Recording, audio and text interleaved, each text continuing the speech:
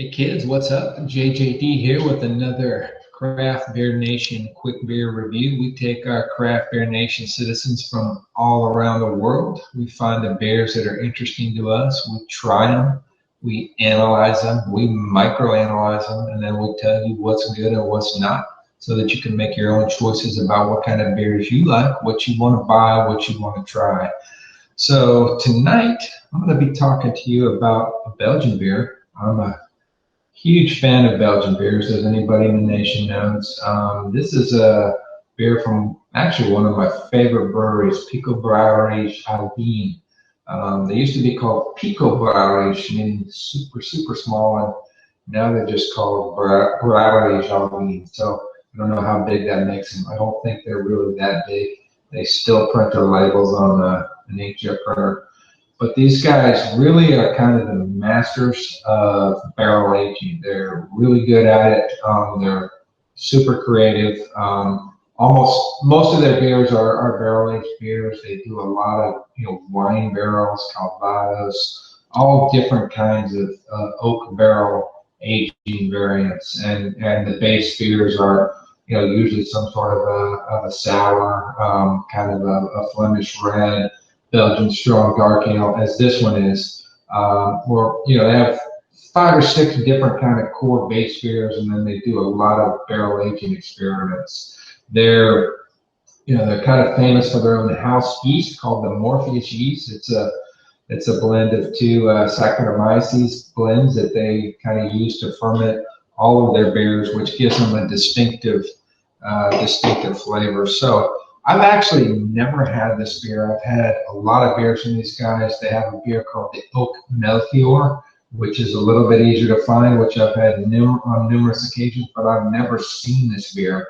And from everything I can find, it says it was only brewed once, but I don't think that's true. I think they must have brewed it again. The original brewing was like 2009, and I don't think this bottle is that old, but we'll find out here in a minute. And again, because this could be a gusher. Open it over the glass. It's alive, but not gushing. Get some nice kind of yeasty fog coming off of this thing as I open it. Looks beautiful. Kind of great, looks like a double or a BSDA, Belgian Strong Dark Ale. Kind of nice khaki cinnamon head. As best I can tell, I think this is a Belgian Strong Dark Ale that's brewed with spices, maybe ginger, cardamom, coriander, that kind of thing. I'm not sure. That's basic. I'm kind of going into this beer blind. I don't know a lot about it other than I expect it to be damn good because everything I've ever had from Alvinne has been very good. Nose is great. You smell the Morpheus yeast character kind of right off the bat.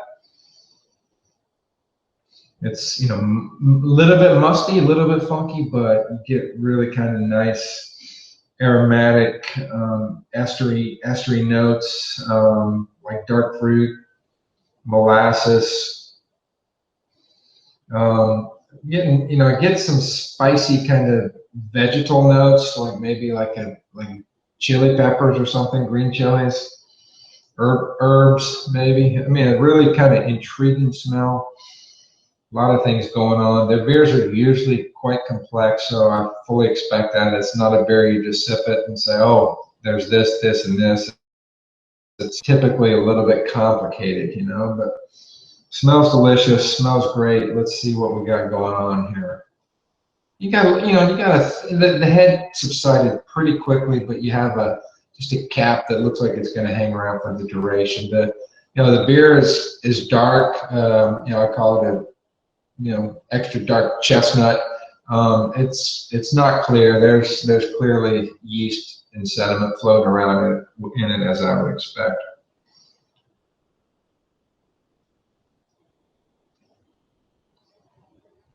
Wow. That's interesting. Really cool. The nose is a little bit different than the taste is a little bit different than the nose. I get like kind of sour plums, almost like fermented plums.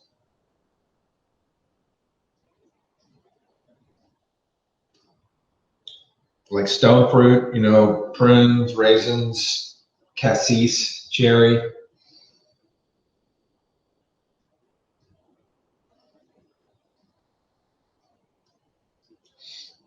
You get a little bit of sort of a toastiness from the oak, you know, a little bit, not, you don't really get vanilla, but you get sort of that kind of softening roundness from the barrel aging.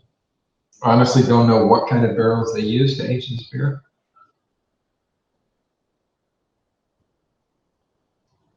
And in the finish, there's just something unique. I don't know if it's from the spices, but you get this a little bit of kind of a tightness from the back. That's it tastes good, but it's different than the fruit up front, and it's a little bit hard to put my finger on exactly what that is.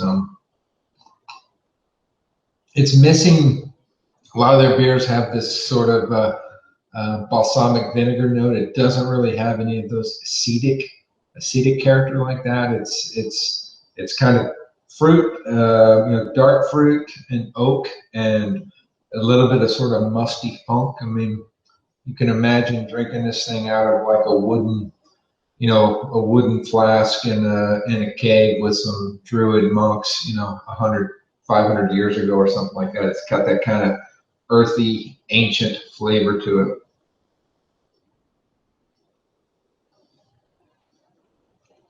But quite unique and very drinkable. It's a 9% beer. You would never know it. Totally buried, totally kind of well integrated into the elements of the beer. It's quite tasty. I plan on letting this thing warm up and sip it for a while, but it's you know, very nice beer, very pretty complicated, you know, but most of their beers are, and I think it's, you know, it's got a lot of unique things going for it. So let's get down to brass tacks on this bad boy. Appearance, I think it's good. I think it looks great. It's what you expect of this kind of a beer. I give it a 4.0, four caps for appearance. Nose is very interesting, kind of intriguing. It kind of makes you want to taste this thing and see what's going on. So again, like 4.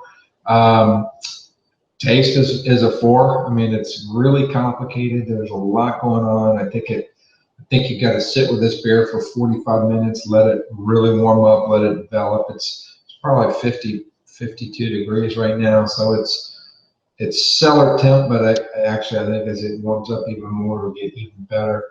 Mouthfeel is a little bit, I'd say a little bit on the thin side, so I give it a probably 3.75 for mouthfeel. So 4.44 and 3.75. I'm going to err on the Alvinne fanboy side and give this thing a solid 4.0 Craft Beer Nation caps. So it's a great beer.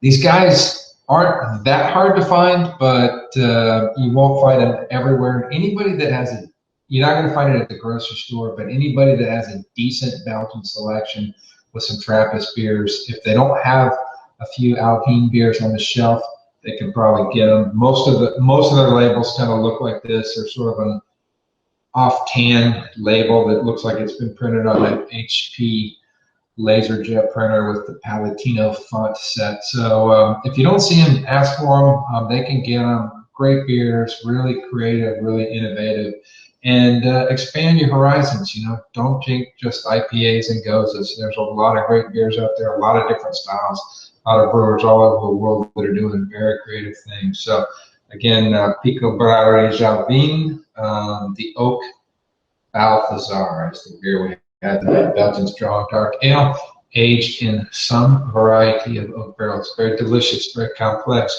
Keep it real, kids. Drink the best beer you can find every day of your life. Peace. Cheers.